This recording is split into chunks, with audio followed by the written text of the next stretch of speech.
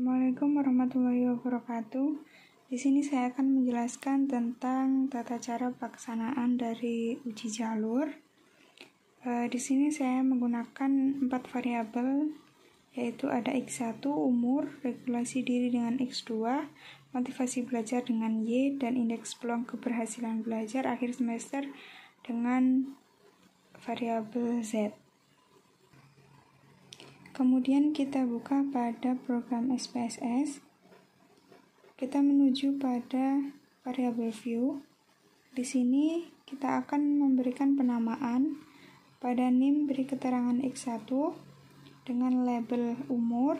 Kemudian yang NIM kedua adalah X2 dengan label regulasi diri, Y dengan motivasi belajar, dan NIM yang Z adalah keberhasilan belajar pada akhir semester.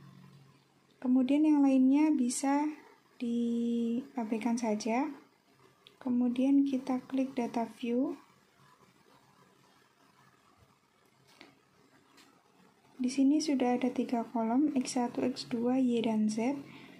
Keempat data variabel ini diperoleh dari hasil Excel yang sudah saya tunjukkan sebelumnya. Jadi keempat data dari variabel ini saya copy, kemudian saya pindahkan ke program SPSS pada bagian data view. Nanti akan berbentuk seperti ini. Ketika semua datanya sudah lengkap, kita bisa melakukan analisis regresi yang pertama, yaitu dengan klik Analyze, kemudian pilih Regression, pilih Linear, kemudian masukkan saja motivasi belajar pada dependen, regulasi diri ke independen, kemudian umur bisa ke independen juga. Kemudian jangan lupa pada metode, klik yang enter, kemudian tekan OK. Hasil SPSS sudah keluar, kita abaikan dulu, nanti kita interpretasikan secara satu persatu. Sekarang kita akan melakukan uji regresi yang kedua. Untuk melakukan uji regresi yang kedua, caranya sama dengan kita klik Analyze, pilih Regression, kemudian klik Linear, kemudian masukkan variabel dependennya adalah keberhasilan belajar akhir semester, kemudian yang variabel independen masukkan umur, regulasi diri, dan motivasi belajar. Untuk metode biarkan saja enter, kemudian klik OK. Keluar seperti ini. Ini adalah hasil uji regresi yang kedua. Ini adalah hasil regresi yang sudah saya tunjukkan awal tadi. Di sini saya akan mulai menginterpretasikannya.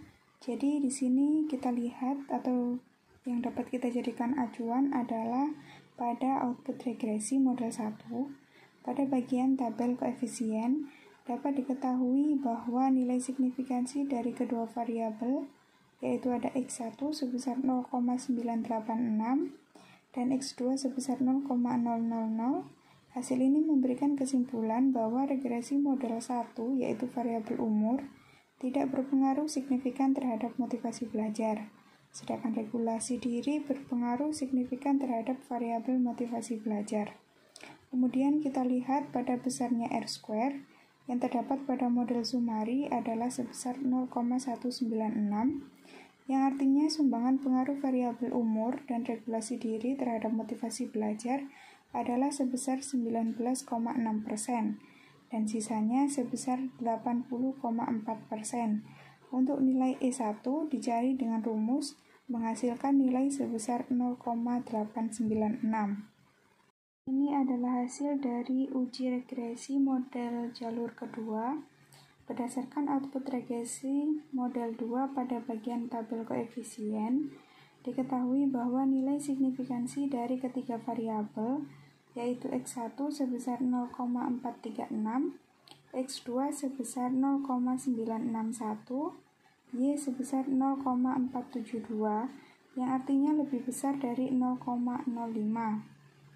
Dapat disimpulkan bahwa regresi model jalur kedua, yaitu variabel umur, regulasi diri, dan motivasi belajar, tidak berpengaruh terhadap variabel peluang keberhasilan belajar. Kemudian kita lihat pada nilai R-square, terdapat pada tabel model Sumari sebesar 0,011.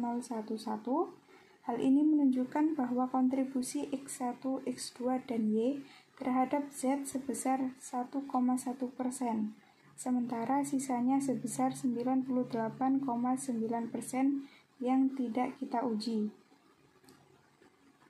Sementara untuk nilai E2, berdasarkan rumus yang sudah saya hitung, mendapat nilai sebesar 0,994.